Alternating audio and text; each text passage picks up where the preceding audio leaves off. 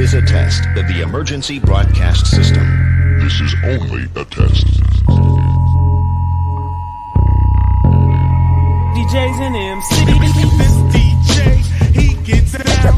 Listen to this jockey's introduction to Two DJs and a mic with your host, DJ Mike. Is that a timetable? And DJ JP. Well, get on it. It's your time. Give me the mic.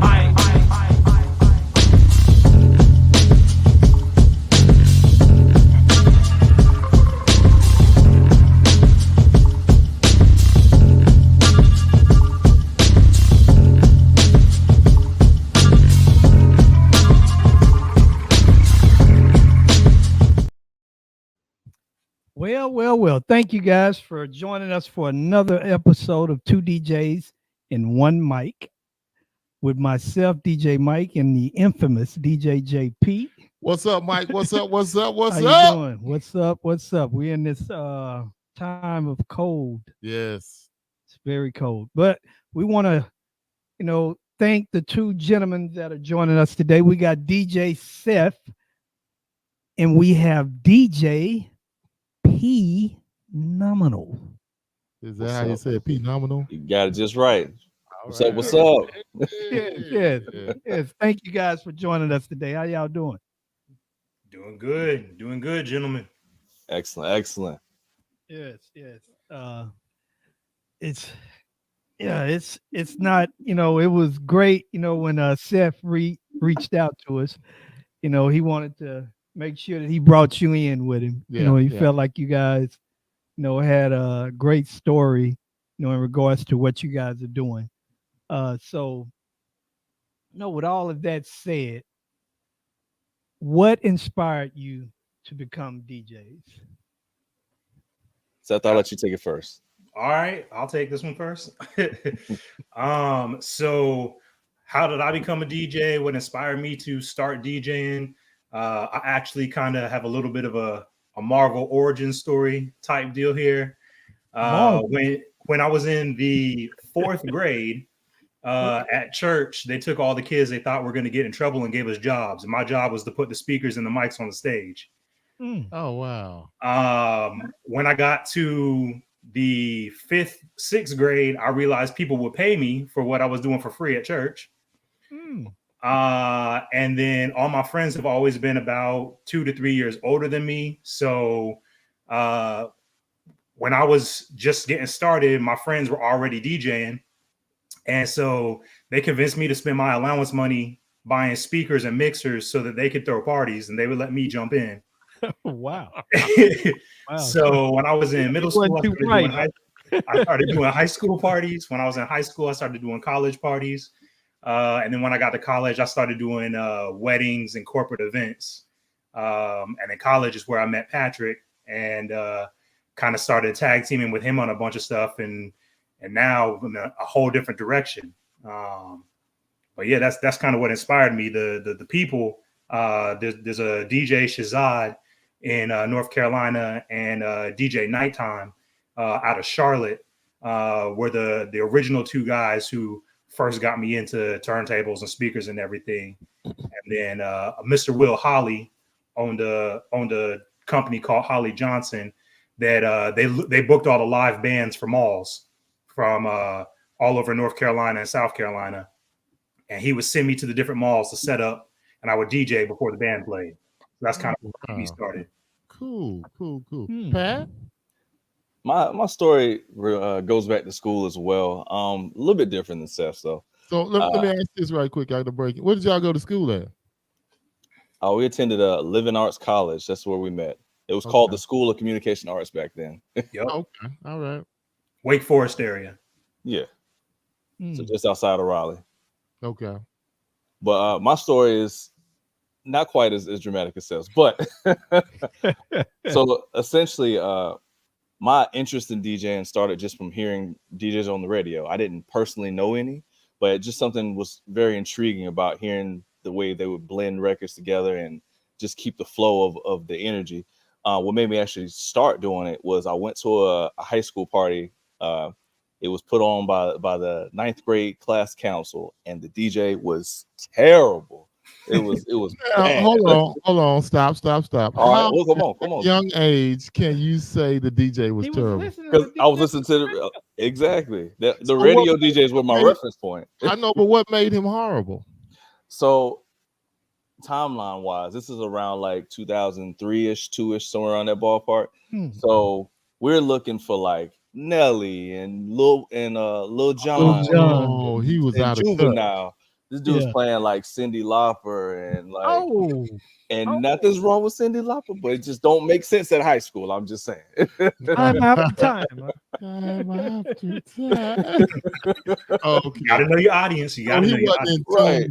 He didn't have the right playlist, Yeah. but could he Exactly. DJ or he just was playing No, on like not only even if he was like getting busy, like maybe he was with wrong playlist, but the flow was there. It was like he played one good song and then like 3 slow songs or like songs that he had no interest at all in hearing. So Wow. it wasn't right. So my thing was I wanted to be a better representation. So I was like, I don't want my friends to ever go to another drive party where the DJ didn't know what to play. And so I wanted to do it. It wasn't about the money. It wasn't about anything. I just wanted to make my friends happy. And that's Okay. Big hard pat. All right. Yeah. Very interesting. That's good. Yes. So I'll let you have this one, Jeff. What year do you guys remember the year y'all started DJing? In front of people, I would say 05.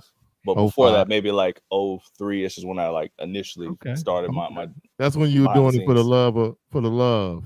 Exactly. Okay, then in 05 you said for the money. Yeah, he changed that too. He changed that too. Yeah, Wait a minute. more characters. Hey, too. I done told it a few speakers. You need to get a little money for this. Yeah. Few SB2s or make baby you change need your mind. diapers. Yeah. Oh, baby need diapers. Yeah. But go ahead. Oh man. My mom was just a little bit before that. 02. I was actually when I was in high school, I was in a Big Brother program. And my big was a wedding videographer. He would throw me $50 to come shoot second for him on the weekends. Oh yeah. And one time a DJ or some event was happening for somebody's wedding, and the DJ's speakers and microphone had got messed up, and it was close to my house, so I ran home, grabbed my stuff, brought it out there. And the dude let me get on for like 30 minutes while he was, recalculating his music and whatnot. And from there, I kind of told my big, I was like, hey, I think I'm going to start DJing over video. I ended up doing both. I went to school for film, but music was always in the background of what I was doing. How cool. So it's always interesting to hear someone's story, especially when it comes to DJs, because there are so many similarities, and one of the similarities for me is, just the love for music and how people relate to it when you play it and you do certain things with it. It's, when you're mixing a song in and somebody turns around because they can hear it, and just seeing the level of excitement that it creates, it's almost unexplained. You can't explain it, because it's like a high, but it's, it's good to see that. Yes, it is. I am feeling old tonight. Yeah, me too. I know, man. 2002, 2003. It was like 1983 for me. You got to mix it up. You got to get some young blood in here. Yeah. There you go. Yeah, you guys were a concept. You wasn't even a reality. You was just a thought. Oh man. Maybe I'll have a baby. Yeah. Wow. But the thing that's beautiful, Jeff, is it's like the same story. Yeah. Over and over. Yeah. The love just of a different narrative, just coming from a different, point of view. Yep. Yeah. Wow. That's good. So do you remember your first paid event, and how much was that? I remember. Oh. My first paid event what's funny enough, some kids from that same high school I was just referencing earlier, they threw a house party. That was definitely my first event. So they threw a house party. I was in the garage and I was DJing for no one. Like all the food and the drinks and the refreshments and the entertainment was in the house. So they would just like pop out for a little while, hang out for a minute, and then go back. Pop out for a little while, hang out for a minute, and go back. I got $50 for that gig, but I was still happy because it was my first paid gig. I was like, you know what? Wow. You gotta start somewhere. Yeah, you got to. Yeah. Wow. And then I Get got that practice. my first paid event was I don't even know what the name of the event was, but these 3 churches came together for like a youth night type thing. And they gave me $150 to do this kind of like rave type deal. And at that point, I didn't even have turntables. I had 2 CD players and a tape player hooked into like a Mackie mixer. And I would just, jump from song to song, looking at the back of the CDs. And they were going with like a glow stick theme, and they were letting me just kind of be experimental. And so I had one of those kind of brick phone, like old brick phones, and I plugged my brick phone into the mixer, and I called my cousin, and I was like, yo, I'm DJing this party. And we was having a conversation over the speakers while we were DJing. Wow. It was weird, but that was the first thing I ever did. Oh man, that's the first time I've heard something like that. Yeah. So that was straight radio action. You talking over the request line. Yep. Oh, Wow. did he come out and join you? I mean, he was at home, but he was shouting people out. He was like, "Who's there?" I was telling him who was there. He was like, "Oh, yo, what's up? Hey, yo, this." He was talking to everybody. It was kind of cool. So was your CDs also your first one? Yes, it was. So, question I have to ask: have either one of you gents touched turntables? Yes. Oh, okay, good. So what's the difference for you with turntables versus a controller or a CD? I know for me it was just the feel. Because I taught myself on CDs, like on CDJs, I was always much quicker. Like I just, click, find the song, go, versus like dropping the needle, trying to find the right groove. Like it was just, I enjoyed the fact that CDs weren't super heavy. And I actually funny enough, right beside me is 2 of my CD books right now. Like that, I just picked them up and go, and that was good. So wow. I prefer that over carrying crates. Appreciate the struggle with records.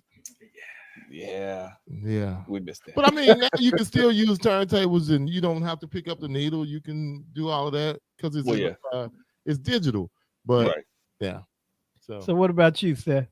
I grew up completely digital. Man, there was always a laptop. My dad was IT at Duke my whole life, so I always had at least 3 laptops and computers in my house. So Napster, BearShare, LimeWire, downloading music, buying CDs.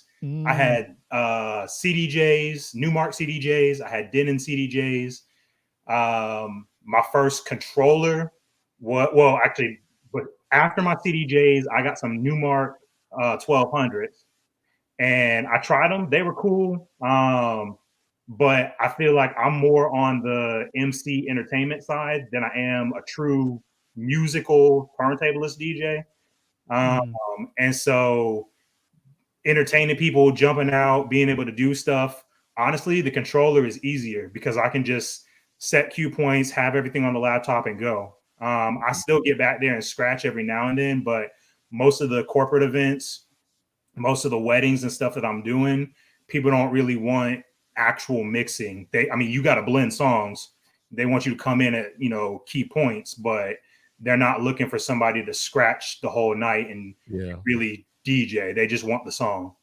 Yeah, okay. For the most part. Yeah, I would agree. To that. Yeah. I think in some scenes, things are kind of changing, and it just depends how it's implemented. That I'm starting to see for myself, because I was of that same mindset, but I'm realizing when I do certain things that people will turn around and they be just amazed. So I just think it's all about, at this point, it's about implementation. How, knowing when to do it and when not to. and knowing that you just can't go into a event, as a battle style DJ. Yep. Mm-hmm. Yeah. Because nobody's going to dance, and it's going to get to a point to where people are leaving.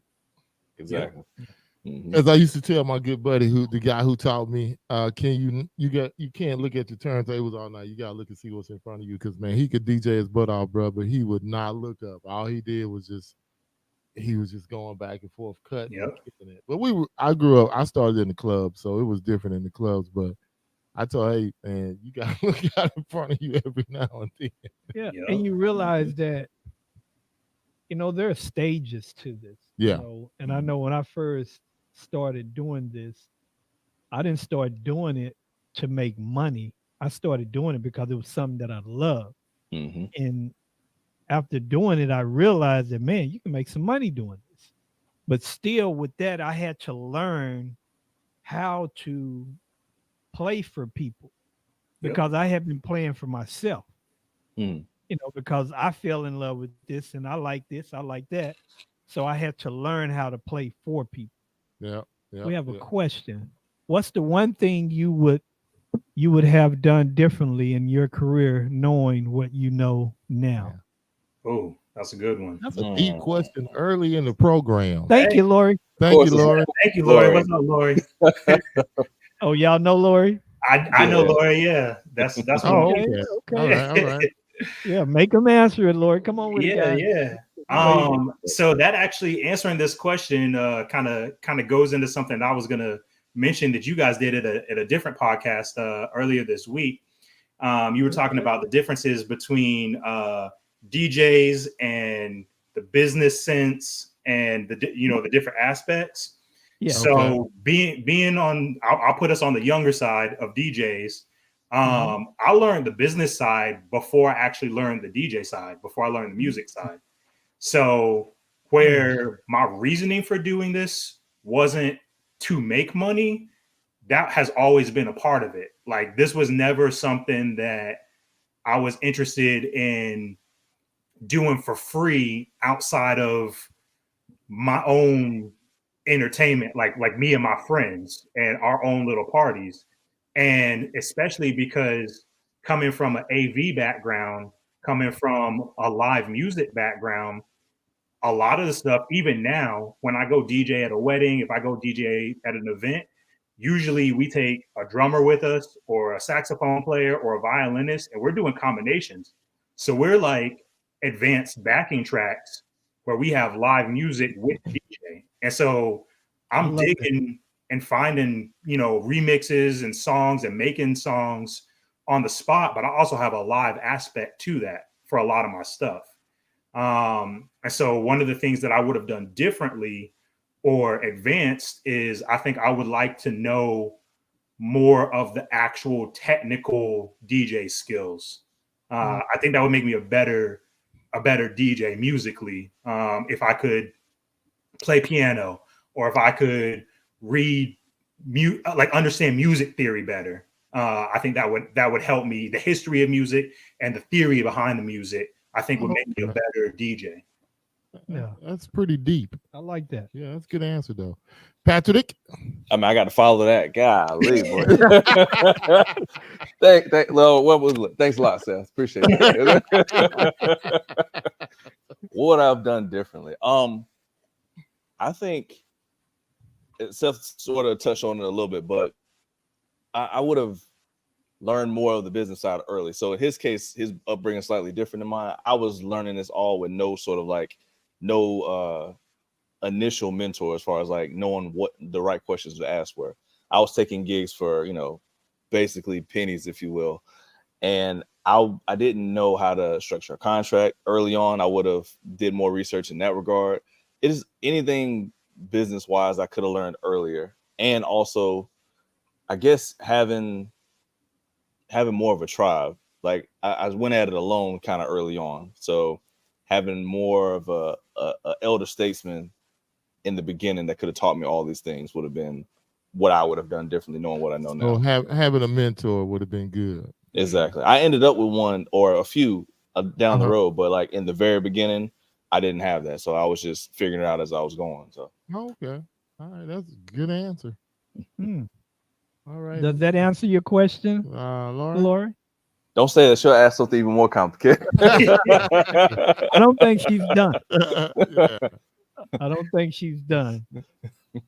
Yeah. So, what is it about DJing that keeps you motivated to keep playing? Pat, you go first this time. DJing that say that. So, what about DJing keeps me motivated? Yeah, what keeps you motivated?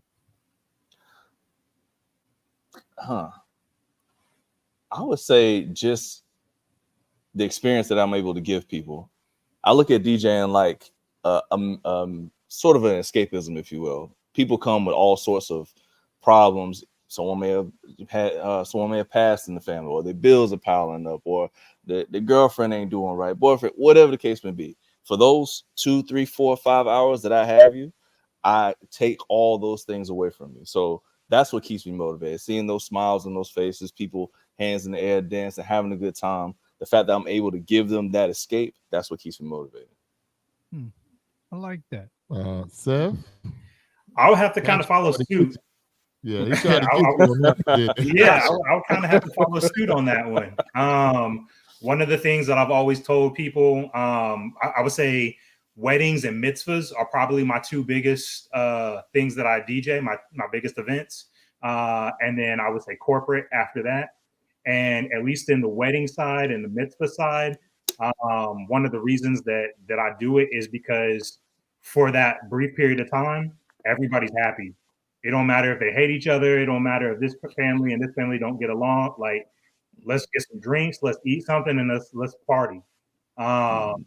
It's definitely about the people. And one of the things that I've found a difference, I guess, kind of between how I view myself and how I see a lot of the club DJs is, club DJing. You are making a name for yourself on your talent and your blends and your ability to choose and mix music that's going to keep the crowd going. With weddings and mitzvahs and corporate events, it's more about what they want and what they're used to, rather than giving them something 100% new. So I want my music to feel like an extension of them. I don't want people to be like, that guy is different, that guy is who. I want it to be like, yo, who is that guy? He sounds just like what you would normally listen to. What it would be like if we came to your house. The bride and groom, I want to feel like I'm their best friend and we've been hanging out for the whole life. Okay. All right. I like that. That's a good answer. He cleaned it up, though. Yeah. It's interesting. It is. It's a good concept.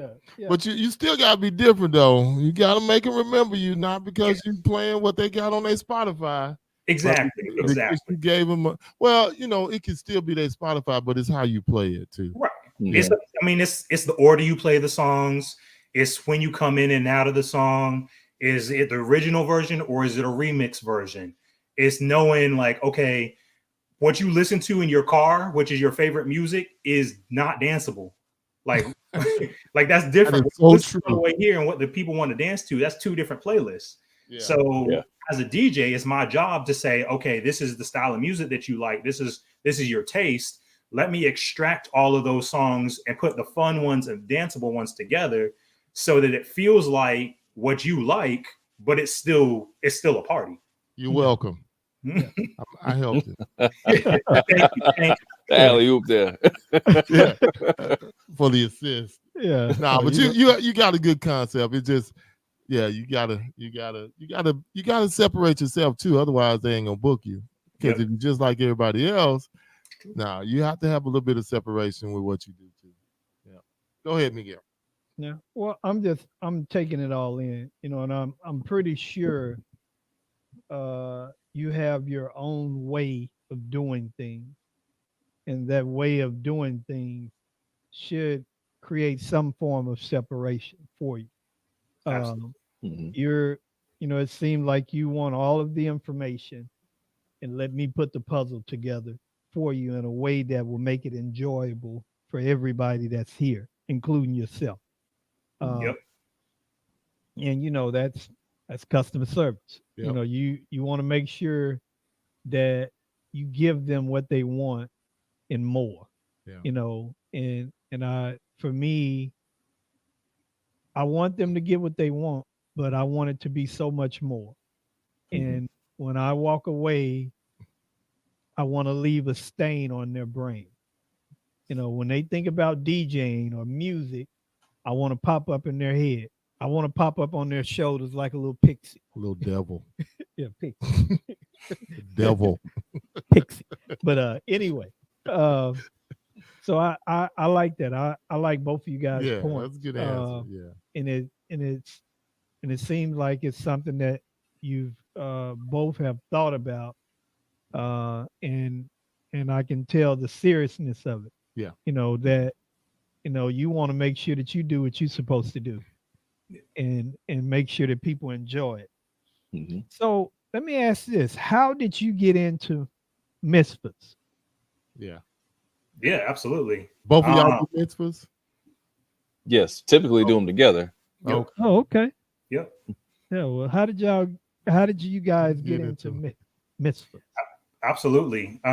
So originally, just picking anything off of Facebook, anything off of Craigslist, people looking for stuff. I found something that somebody was looking for a DJ for their kid's mitzvah, and I went in and did it. And kind of the way that mitzvahs work is that when you get one, you get everyone who's in that class.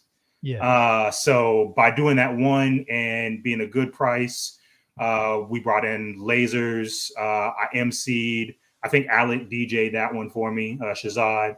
And the other people were just like, oh man, you're a lot better than the other mitzvah DJs in our area. We don't have a lot of people in our area doing it. I kind of got known in that community for being able to do them. And then in 2017,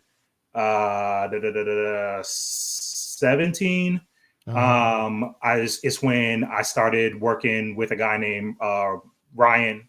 He was from this company named Spin, and he booked me on a couple. And he only does like high-end events, not necessarily money-wise, but in terms of like he manages the whole thing. He's not a DJ company. He wants to like do the lighting and the photo booths and bring the DJs. And he comes in and MCs and works with the planner and works with, you know, every aspect. Who's the food? What decorations are we having? And so I really was learning from him on how it's supposed to be done. And then I brought Patrick in just because after doing that with him, I was like, it's not really smart to do a mitzvah by yourself. Like, it doesn't make sense. There's too many moving parts. So Patrick and I started tag teaming them. We brought that into our fashion shows. Actually, we started doing wedding shows and fashion shows, and we started tag teaming that because that also has a lot of moving parts. And then most recently, I got contacted by a company called Megan Boys. They're the largest mitzvah company in Canada.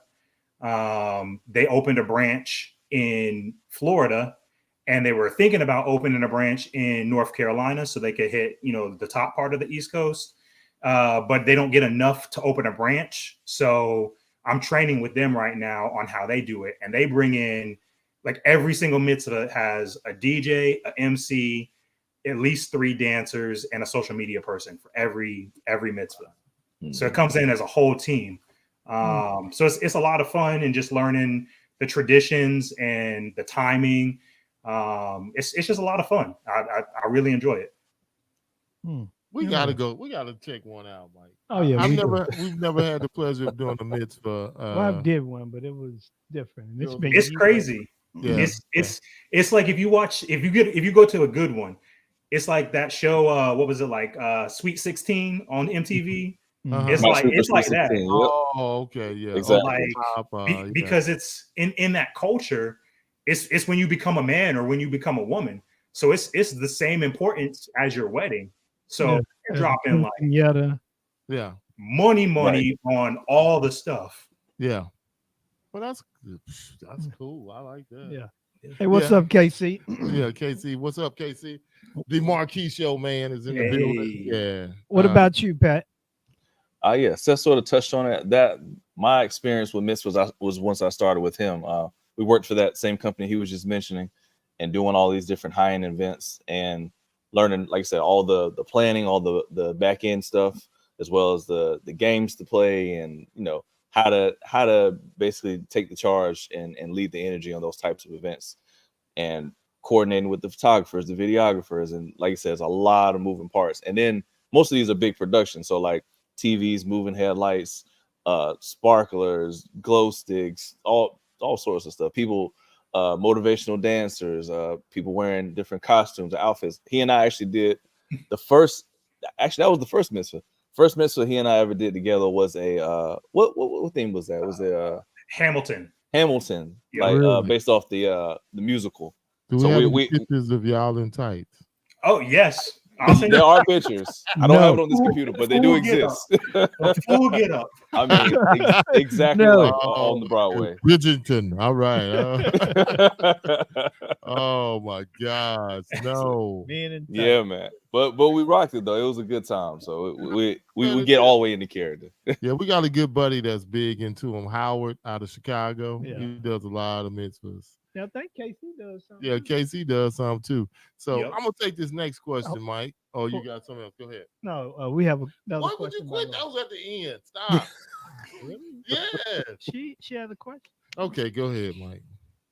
What's the song that brings everyone to the dance floor, and what's the one you can't stand anymore? Is Laurie like y'all booking agent? At one point, years ago, she was. Yes.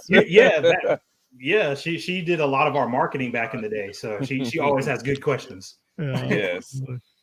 Song that brings everyone to the dance floor. Man, Damn. Goodness, woman. So y'all don't know a song that you could just play and just pop everybody to the floor? Come on, no, man. there's so many. The problem is there's too many. That's what I'm trying to narrow it down. You can play it that's gonna work. Man, you could play Apache, jump around. You could like if you're doing a starter, again, depending on what it is, bring them out. You can play Let's Get It Started. If y'all talking about mitzvahs though, right? No, I mean, but that's what I'm saying. It depends on what you're trying to do. So if you're going with like the 2000s, early 2000s feel, pretty much anything Nelly, any of the Lil Jon or the LMFAO stuff. If you're gonna go, earlier into the 90s, the late 80s, anything Biggie, anything Pac. I don't know about the Biggie Parks though. That all depends on how old they are. But that's what I'm saying. Like heavy East Coast, yeah. But right. How about to say I would have stuff is just still going, man. You could probably, Juicy or right. Like it just depends on the event. Like everything is custom to what they want to hear. But let's make it even better. What's a song y'all can't stand no more that you got to play? Well, I guess that's what she meant. What's something you don't like to play no more? If I can avoid it, I will not play a line dance. Why? I just don't like them. Like they're so repetitive, and I hear them all the time. I know people like them, and they do get people on the dance floor, but I kind of feel on some level like it's cheating, like it's telling you what to do. And so if you're not asking me for it, if I can get people on the dance floor without playing a line dance, I would rather do that. So I could tell by that statement that you started before line dances and you hate the circles and the same sex dancing groups. And I mean, we do too, but now it is what it is. So yeah, and a lot of times I love it when a bride tells me I don't want any, no line dance. I'm like, man, this might be a party. So it's gonna be good. So I love it when somebody does that. But I understand. But again, Mister, if they give me their playlist, I want to be an extension of their love. Exactly. How are you an extension of their love if you don't want to play their line dances? No, I'm not saying I'm not gonna play it. To the left. Come on now. Don't be over there all lovey-dovey. I ain't playing them line dances. I will never tell anybody that I won't play something. And I think a lot of people use it as a crutch too. So of course, if I can't get nothing to work, hey, I'm going. Here we go. Let's wobble. Get y'all out here. Let's cha-cha. Yep. Yeah. Hey, which is not necessarily a bad thing. If you found yourself in like a a dead zone and you can't get anything to work, then yeah, I understand. Like you go, that's when you start walking into your line dances or like your 24 karat magic or your hot in here's. That's probably the answer right there. Hot in here or That's 24 karat or Uptown Funk. Well, you know the important. I've played those songs so many times. Like I'll keep them as a throwaway song. Like if we're getting towards the end, it's just like you came in, you went, and I got like a little custom mix that I do with that and Apache that works for me. But it's definitely not a song I lean on. I'm tired of playing it. Even though I love it, I'm tired of playing 24 karat. It all depends on the situation. Okay, I'm just I'm just saying I understand. For me, when I answer that question, just about everything that I play is old to me, and I don't want to hear it. So just for the most part, because being a DJ, we have so many reps with a song. That's true. It could be a song that just got popular. We could already be over that song. Mm-hmm. So the thing that I try to be mindful of is it's not about me. Yep. And I have to build a high tolerance for songs. That's a good way of putting it. Yeah, I have to. Yeah. I'm just saying, because if not, you end up forgetting something that you shouldn't forget. Yeah. Mm-hmm. You know, you put it in that "don't look at me" file. Don't you look at me. You know, don't play me. Yeah, don't look at me. Yeah. But so I work hard to not allow myself to do that, because it may be a situation. You know, I look at it like sports. You know, like a football team. You know, you have these plays that you ran like the first couple of games, and then you kind of put those to the side. But you don't want to forget those plays. Yep. There may be a situation where it's a perfect play.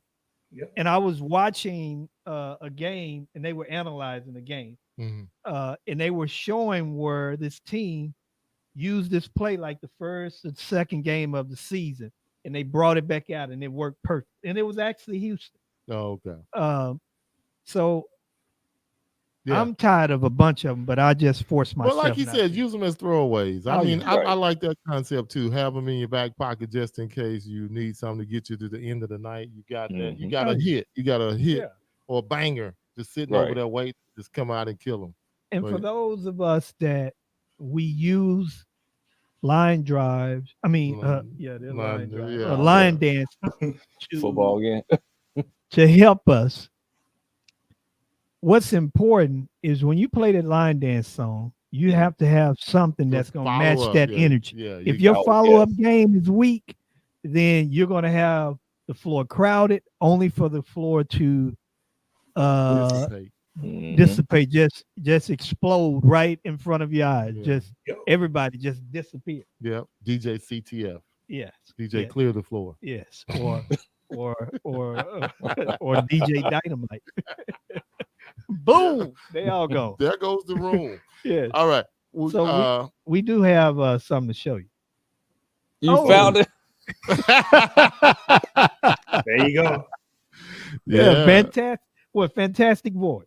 So, do they pay y'all extra for dressing up too, or is it just a part of? Oh wow, we gotta get in the midst, Mike. Because now you're a performer. You know what they say? You have to. That they want them to be young, so we might be past our mitzvah prime. I don't know, Jeff. It just depends, because it's all about the energy. Production. It's all about energy. Energy and production. Who looks like they got energy over here? I'm just saying, I don't have to be on the dance floor. I can orchestrate. Exactly. This is a production. Okay. It ain't a one-man show. Okay. A one-man show doesn't survive in misfits. Okay. You know, you got to have. We're gonna have to go to one. All of that. You know, you might can dress up like Santa. Put on some of my Santa hats. See how he always trying to shoot me in the ankle? He always shooting me in the ankle, man. He terrible. Man. All right, so we're gonna skip that one. We're gonna go to this one. Let's go to this one. Oh yeah. Okay, what is something that you think we could do without in the DJ industry? If you can pull a Thanos, what is something that you'll pull a Thanos on? Low ballers. Please explain. Baller. I don't know how it is in your market, but definitely in ours. There's always these bottom feeders who want to do give the couple, especially in the wedding industry. They'll say, "Oh, we'll come out, we'll DJ this event for it's 8 hours. Oh, we'll do it for $800." And then people start thinking that's how much this costs. So you have a fleet of these people who are all trying to. It's a rush to the bottom. I'll do it for 1,000. I'll do it for 900. I'll do it for 800. Do it for 700. Do it for 600. I'll do it for 5. I'll come out. Just let me get some chicken wings and a bottle of Sprite. And I'll get let me get a sip. Let me get just a little salt. Just hey. I think P.Nominal is a little passionate about this. I'm serious about this. I told you eventually you would say it would come out of me. So how do you separate yourself from them to where they don't affect you? I think it's multiple things. The main thing is just being a marquee, like having a name that rings bells, that people say, okay, we know that this person not only has a good product, we know that whatever they're gonna, like, in theory, whatever they're gonna charge is gonna be worth the money. Go ahead, I'm sorry. What are y'all doing in your market to try to stop it or help it or educate it? Are y'all doing anything in the market to try to help the fellas that are down there grabbing at the bottom and doing that? Absolutely. So I'll let you take that. Yeah. So kind of like what KC is doing with the Marquee Show and doing the education, and kind of how I met you guys. I jump on a lot of these boards, a lot of these podcasts on Facebook, Instagram, whatever shows are going around. And a lot of the times I'm in these groups, not because I'm actually looking for work, but more because I'm just throwing out education. I want the brides and grooms to know. I want the other DJs to know. I want, just in general, you need to know what is your value. And I can't tell you what your value is, but I can tell you that if you spent $1,000 per speaker, $2,000 on your turntables, you pay for your record pool, if you have insurance, if you're paying for your website and your logo, and you only do 15 weddings for the whole year, and that's it, that's how you're making your money, you can't do that for $100 and get any of your money back. Like, it's got to be equivalent on the business side of things. Mm-hmm. So I'm never going to tell, because I don't know what people's situations are. I mean, maybe he needs something for his kids and he just needs to go make $400 real quick. I'm not going to tell him that's wrong, but you need to be able to set your own marker, your own standard. And for us, the amount of time that we've been DJing and the level of production value that we bring, at least in the wedding industry, most of our brides and grooms are at the $1,500 to $1,800 mark for our base level package. And that's going to be bringing out the QSC system. You're going to have us DJing. We're going to have either up lights or party lights on the dance floor. We're going to MC. I have a wireless lapel mic for the officiant for the ceremony. I have 2 handhelds for the reception. That way I have one as a DJ and you have one to walk around and pass for your get. Like, there's all these extra little things that are into the value product that I can't do that for $400. I'm not saying it's wrong. I'm not saying, like, if you know somebody and they're a better DJ than me and they're willing to do it for cheaper, go with them. I'll be the first person to say, go with them. But you're paying extra for me because I'm guaranteeing the equipment, the product, the legality, the insurance, like all that costs money. Yeah. I like that. Yeah. I mean, that's true. Yeah. But do y'all have any groups, like DJ groups, where y'all try to educate each other and talk? But I mean, I know we have they ain't gonna come into groups and they gonna, like you say, you had a guy the other day, anybody charging over $2,000 is getting away with murder. We have people in our market that do the same thing, that, you know, hey, I'll take it for 600, 500, whatever it is, because I may not get anything else. And like you say, we never know anybody else's situation. So I can't tell you how to feed your family or what you need to feed your family and take care of yourself. But I can tell you there's more if you invest more into it, more time into it. Like you say, all the legal stuff. And like you say, you should just ask them, are you insured? Do you have a website? If you go start researching, you'll see, you know, fly by night. But it's hard to tell some bride that when she's just, okay, well, I think you're only worth $400 anyway. Right. Well, I think when it comes to the brides or anyone looking for your service, along with the guys, the people that are out there lowball, so to speak, Yeah. it all comes to education, being educated about, the customer being educated on what to look for in a service. B, the service provider being educated on what's their value. Because a lot of, for me, a lot of times you just don't know. Just like we were talking earlier, and you were saying your first event, you made 150, Seth. Pat, you made 50. I remember making 150, 175, and not knowing. I was excited, like, wow. Because when I looked at that, that was still more than I was making on my job in that time frame. Yeah. So it comes to, someone being educated. And when it comes to the customers, it's our job to educate them so they can see our value. A lot of times, if they see the value, they'll go with it. Yeah. Because it's not like if they have the money, and some people, they don't have the money, they'll go find the money because it's just like, hey, I want that car. Yeah. I want that house. I want that service. And it's the same way. We just have to be better at knowing how to explain what we have Or to showing offer. the value. Yeah. And they have to see it. And again, that comes from setting up your business correctly, and having everything that you need to have. So when people look, they already see. If you got, a piece of a website, or something similar to that, a piece of, your social media, you got all this crazy stuff on there. You can't expect somebody to want to pay you north of $1,000. Yeah. Or north of $2,000.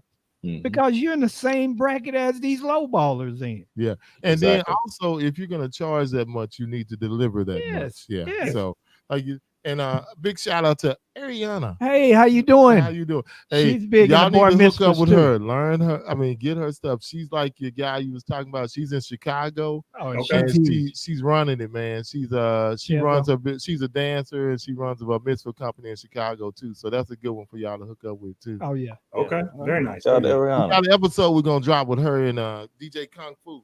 That's the Kung Fu DJ. They're a couple. So yeah,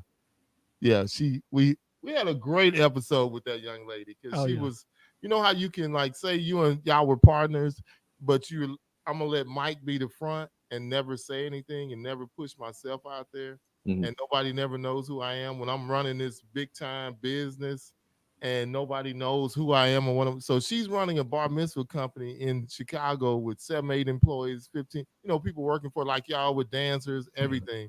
And she didn't even want to speak up. We said, "Oh, that's got to stop, baby." So next time we see you, you need to be hooded up with your stuff on, your business cards, not just holding the kung fu sticks for Baron, but Mr. Brown. But you need to be saying, but no, y'all definitely meet her, hook up with that young lady. She's got some knowledge in the Chicago area on the bar mitzvah. She's doing her thing. Beautiful. Good to see you on the show, babe. But yeah. So we didn't mean to take up y'all time, but that's one of she was very inspirational. We talked to her in Boston and she really touched our heart. So, yep. Oh, yeah. So nice. We've been waiting on this. But again, before I ask you guys this question, we want to, say thanks to our sponsor, the Marquee Show, the DJ Conference coming up June the 24th through the 27th. If you're looking to get your tickets, please look below on the ticker and you can get your tickets at themarqueeshow.com.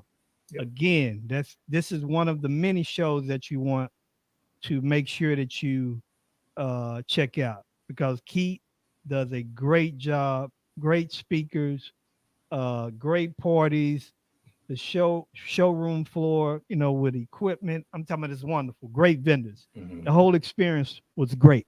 So if you want to go to a great show, this is one that you need to make sure that you check out. With that being said, please, where did these names come from? We Where want did to that start name- with, yeah. Well, We yeah. want to start with P.Nominal. Where did that come from? What is that? Where did All that right. come from, brother?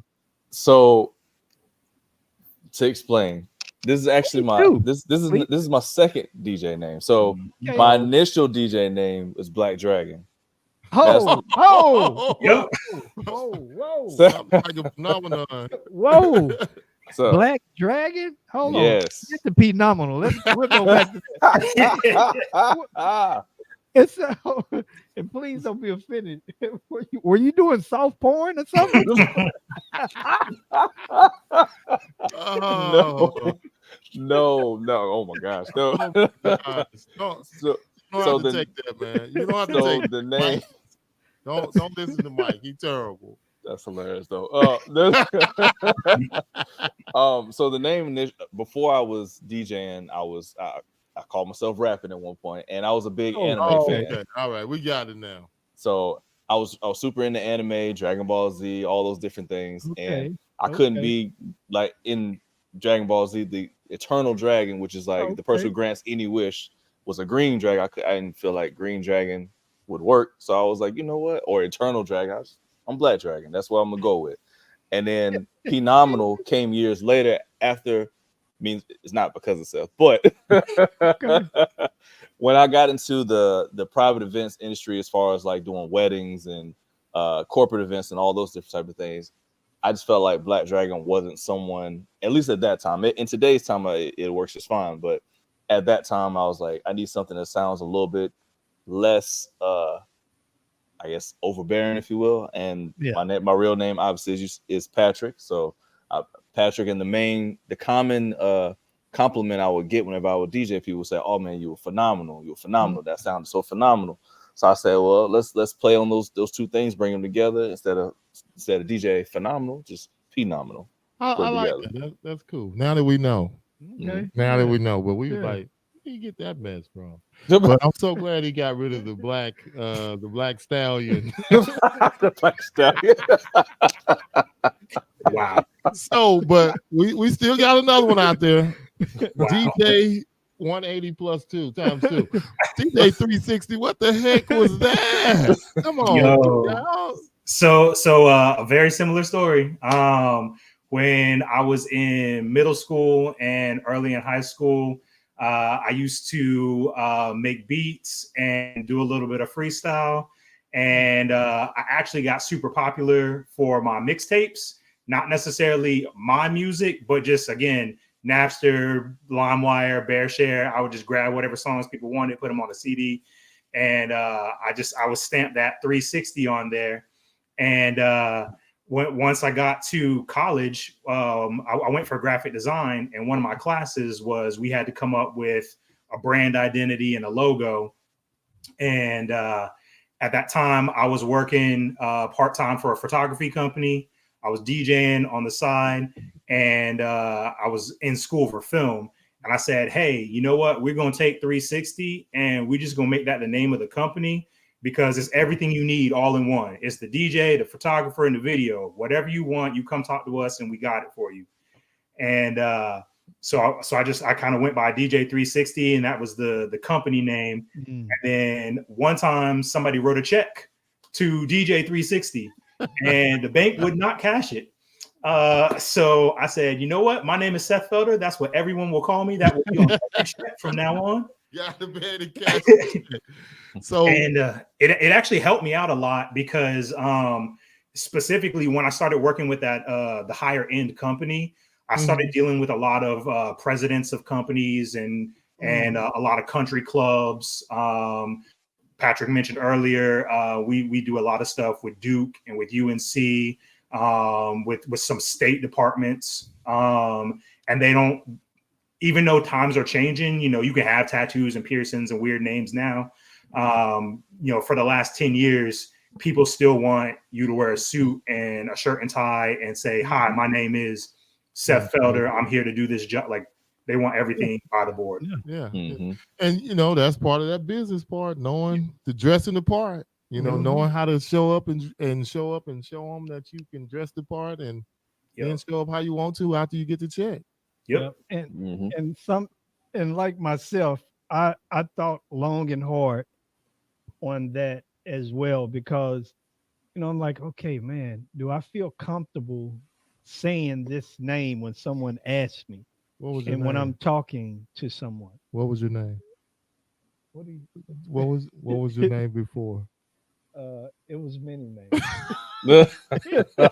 Somehow he don't want to tell. I was about to say, got quiet on that one. That was a Can you minute. give us one of them?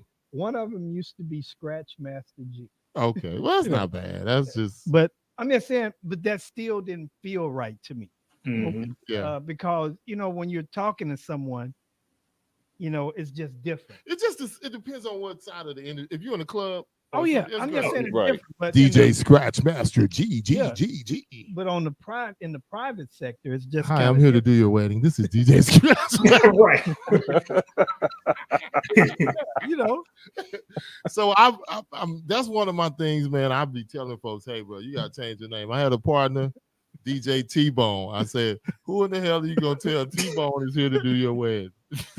Hey, but I'm just saying it really depends on the type of wedding. Yeah, I know. If you're trying to do something that's considered high end, yeah, you might get some backlash because people are still driven by perception, and perception is still reality. And whatever that looks like, and when someone is paying you their money, then it's different. Yeah. You didn't jump question. I know. No, I'm just putting it out there. If anybody got any more questions, please. Yeah. No, I'm not. Honestly, what you just said though is so true. Also, is when people are paying you money. Like, I hate to come back to that, but like, if you're doing a party, if you're doing a birthday party, if you're doing a mitzvah, if you're doing whatever you want to do, a lot of times, up until recently, even if you were doing a wedding, you would get known or picked as the talent by the bride or the kid or whoever, because they saw you at the nightclub or they heard you at this place or this place. But mom and dad are the ones writing the check. And they don't want to write a check, or they don't want some goofy name person. Yeah. They want to know who they're actually talking to. Yeah, they're very picky when it comes to that. But I think we all go through DJ names. Oh yeah. And for me, when I first started DJing, I fell in love with DJing because of scratching. Scratch That's Master what G. that's what drew me to it, because back then that's what it was about. And I have new material, but go ahead. Yeah. And one of the DJs that I liked was the UTFO DJ, Mixed Master Ice. I don't know if it may be before y'all turn. Yeah. Well, we know it's heard the name time, but yeah. So everything was about scratching then, and that's what kind of drove me to it. So that's where that name came from. We got another DJ. He's DJ Captain Caveman, one of a kind. Yeah, we gave him that name. Yeah. Well, yeah. There's a reason though. And then there's a reason. He liked the cold. Yeah, I know. Yeah, but he's in the cave. Yeah, but anyway, I was gonna say on the flip side though, which is all these are great points, but in regards to it kind of depends on where you are in your DJ career also. So you can have your name could be whatever you want it to be if you're a big enough recognizable figure. So like I'm just throwing a name against the wall, like a Skrillex, for instance. Like that doesn't. Oh yeah. You hear it, and you're like, okay, I don't know what that means. I mean, we just saw him in Boston, Scratch Bastard. Scratch Bastard. He's amazing, by the way. But I mean, you're right though. It just depends on where you at. Yeah, in your career, and sometimes because we change lanes in the career, it causes us to change our identity. Yeah. And you have a lot of people that they maintain and stay in that vein. Yeah. And they end up going where they want to go in that vein. And, like you're alluding to, they don't have to change their name because it's accepted. Yeah. Right. And for those that don't accept it, it really doesn't matter because all the other ones that accept it pay them. Yeah. And pay them what they're worth. Yeah. Gladly. Yeah. Yep. So, do we have any questions out there from anybody before we ask this last question? Yeah. Go ahead, sir. No. Yeah, I'm just waiting on you. But go ahead. I'm good. You ain't gotta wait on me. Okay, so I appreciate with the slow jam voice. He's gonna introduce the next song in a minute, y'all. What's a gem that you would love to leave us with? as we go under the covers. Your first, your last, your everything. Oh anyway, man, what is now, the gem that you guys could leave us with? Yeah, you know? some that you live by now, standard or just one of your mottos, or mottos, as they would say. Yeah. What is mantras? Mantras. What is that? Seth, you want to go first? Or you want me to take it? I'll take mine's pretty easy right now. The first thing that comes to mind with something that I would leave that I would tell people. Ultimately, have fun. In the past, I have had people who are like, when are you going to get a real job? You can't DJ past a certain age and just people who don't understand. And even to now, to be the point where people accept what I do, but they don't understand how I do it fully. And I say, you know what? I picked a job that I love. Like I've had people who are like, well, you just go to parties all the time. I'm like, yeah, but that's my job. My job is something fun. It's something that I love to do. And I don't want to be grinding out, unhappy, sitting at a desk. Like, that's not my personality. That's not my energy. So when you find something that you love, music is something that I love, events, parties, being around people, really influencing people with the musicality. That's something that I love. And that's why I do it. I'm grateful that I'm able to make a living doing something that I love. I feel like a lot of people don't find that. They have to put their dreams on the background so that they can get through life, which is respectable. But if this is something that you love and it's something that you want to do it.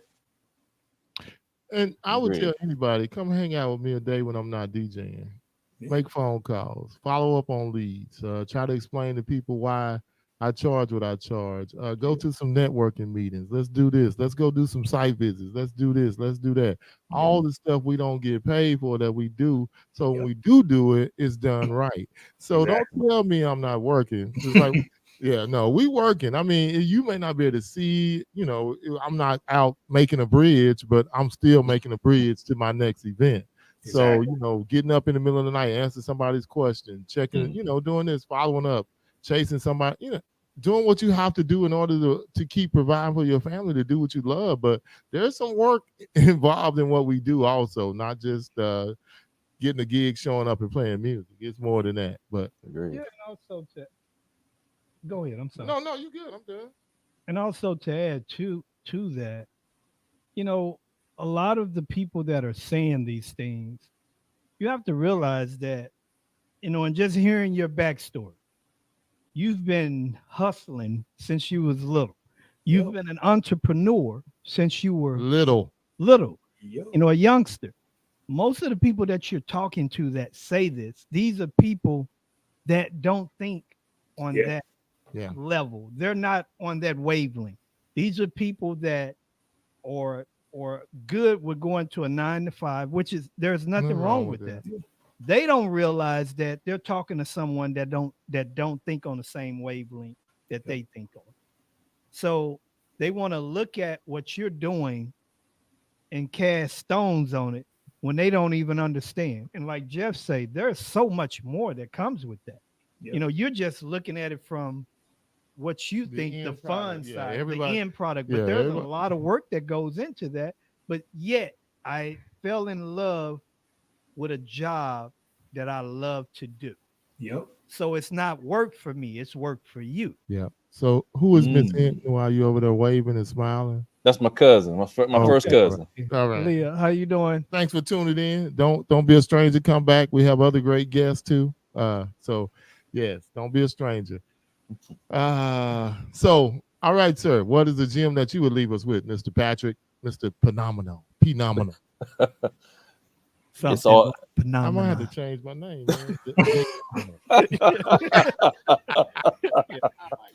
Yeah, don't you do it. There's a crime against biting. No biting allowed. Yeah, I need a new name anyway. Yeah. For me, it's all about energy. Surrounding yourself with the right people is going to get you much further. You'll find yourself in your DJ career at some point or another swimming upstream. It'll be someone or a group of people that you're around that you feel you need to be, but they're draining you. if you don't have the right team around you, if you don't have the people who are going to pour into you, who are going to encourage you, who are going to show up at your gigs, who's going to help you, whatever it might be. It might just be encouragement. It might just be a helpful word. Then you're not going to make it to where you need to go. And you only got so much energy. So make sure you got the right kind around you. That's what I would leave you with. Oh, wow. I like that. Yeah. So I did talk to Seth about something. I did want to mention this to y'all. If we got a couple more minutes, but I just want to ask. So he said you guys are not like running your own companies. You kind of like white labeling for somebody now. Y'all just, or trying to help somebody build another company. I'll explain that. So we were working full time for a company, and we parted ways, and just kind of wanted to be white label. I know you guys know, but for people who don't really know, that just means that we will work for hire. And so there are a lot of other companies in our area who we are friends with, and they'll hit us up and say, hey, we need, can you cover this prom? Can you cover this wedding? I'm double booked on this thing. I'm double booked on that. And we will go in under their company as one of their DJs and do the event. And they just pay us. So if somebody comes up and asks who I am, I might say, I'm DJ Seth Felder. I'm here with blank and blank company. Here's their information. I'm not going to bite their or anything like that. So when COVID happened, I was teaching film classes at a school. One of the audio instructors who was there is also in a band, and he came to me and was like, hey, I'm thinking about starting a DJ band combo company type thing. Would that be something that you're interested in? And I said, yeah, let's talk about it. He's actually in a very popular band with East Coast Entertainment, which books live music all up and down the coast. And after one or two conversations with him, he just took off running, and he talked to them and was able to put together a pitch and rebrand all of East Coast DJ stream. So now the same way you can book bands from them, you can book DJs from them. And Patrick and I are part of the team that's helping them that's called Verve. And we're doing that's where we're getting a lot of the band DJ combos, where people are saying, oh, we're having a reception, but we want a saxophone or a violin to play with the DJ, or we want drums to play with the DJ. It gives you the live energy feel of a band with the endless selection of a DJ, because we can play any songs. So that's kind of what we're doing right now, is spending our time.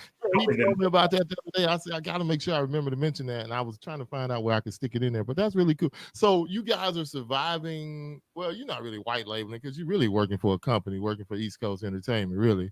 Mm-hmm. And but y'all just not exclusive.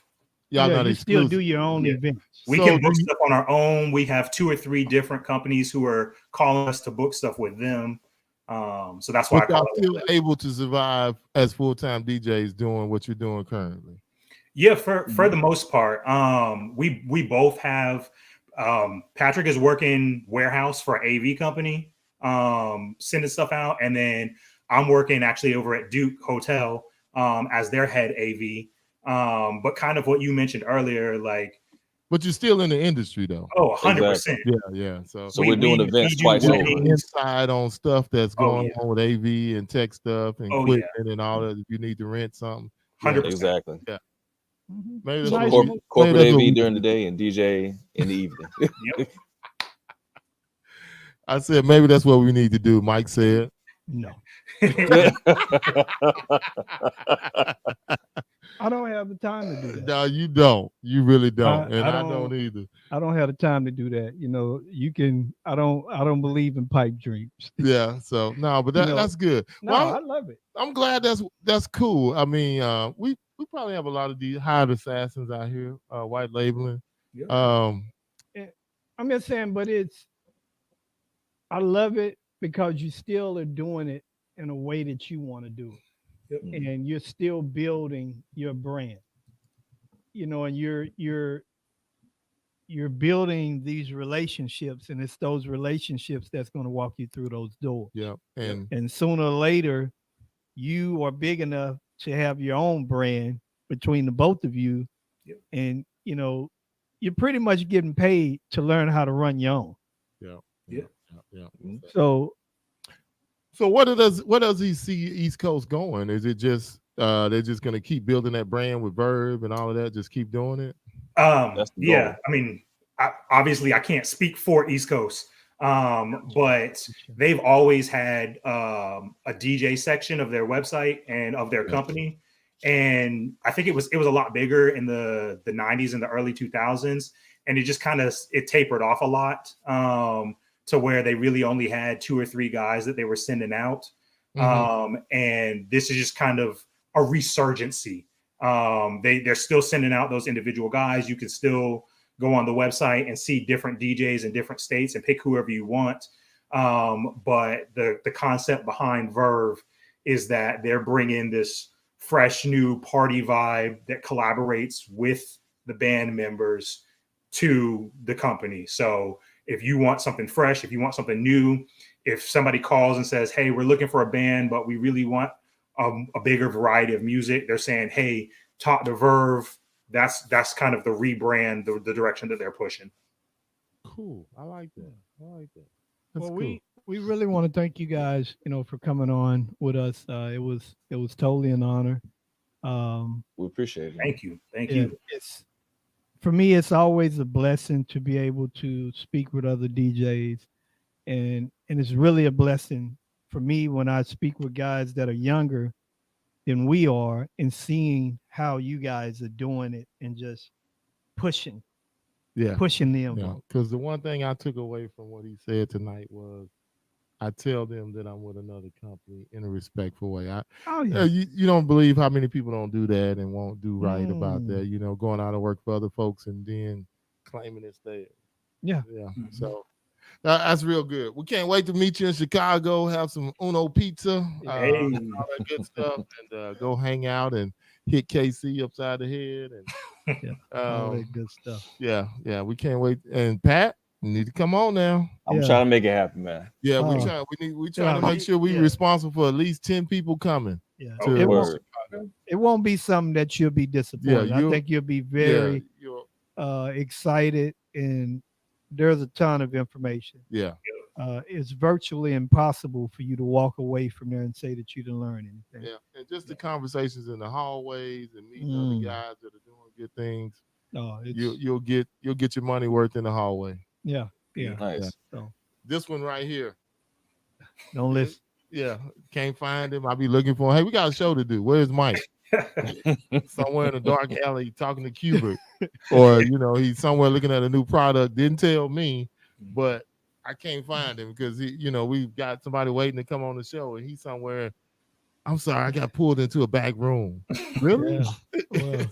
So it's the conversations you have in the hallway, the people you meet. You get to put your hands on the equipment. If you got something you're looking at, you get to touch it. You get to play with it. And, I don't think I want that because that's, it seems flimsy or whatever, or it's not good, or it didn't sound right, So I love that about the conference. And then I just love all the relationships that I've built over the years. I probably know 200 DJs across the state. So if I need to go to Carolina now, I know I can call Patrick as well. Equipment. Besides my man Tony that I know lives in North Carolina. I know a lot of DJs from military and all that stuff too, but I mean the DJs that I met at these conferences, man, we have relationships. So it's worth it just on the relationships alone. And I will continue to disappear. we just did that with actually this past year, DJ Mike Morris. He's in Texas, and he's originally from here, and he came back to DJ an event, and he called us, and we set up all his equipment and everything, and he came out and he was the headliner, and Patrick opened for him. Oh wow! See, that's stuff that you can do when you go to other places. I go to Seattle every summer, and when I go there, I always look and see, okay, who can I go DJ for? Try to make my plane money back, but really just networking, connecting to other people. There you go. Yeah. And if you ever need a connection somewhere you don't know, call me. Hey, we got you. Yeah. Please do. Yeah. I had the same. I did a wedding in New York on a rooftop. I walked in. All I had to do was bring my laptop, and my controller. A friend of mine, he owns Canal Street Music, and he had everything set up for me right there in New York. So it's just making those relationships, man. So now we know you guys. Hopefully we can get to know each other better. If y'all come to Texas or y'all need something, you know, we can make it happen. But yes, sir. We're gonna let y'all go have dinner because it's what 9:45 over there, and Yeah. it's 8:45 over here. Yeah. You got somewhere to be. Yeah, my wife might chime in any second now and tell me it's time for me to come home. Yeah, he has a curfew, She's so we're gonna let him make it to notorious. curfew. Yeah. So, but no, man, we can't wait to hopefully see you guys in Chicago. Keep watching the show. Tune in, chime in. Oh wow, see what I mean? Yeah. Come on. Yes. I'm gonna get him home. But yeah, so she was listening. But y'all tune in. Hey, chime in the morning time if you're listening. Take us to work with you. Take us to Duke's lacrosse practice or whatever you were DJing. And listen. Yes, sir. And chime in because everybody can add something to the conversation. So absolutely. Take us home, brother. All right. Well, you guys have a good one, and thank you guys. We'll see you guys Thursday morning at about 8. 8 o'clock. 9 o'clock 8 y'all a.m. time. Yes. Yeah. On Rewind Thursday. All right. Y'all have a good one. Thanks.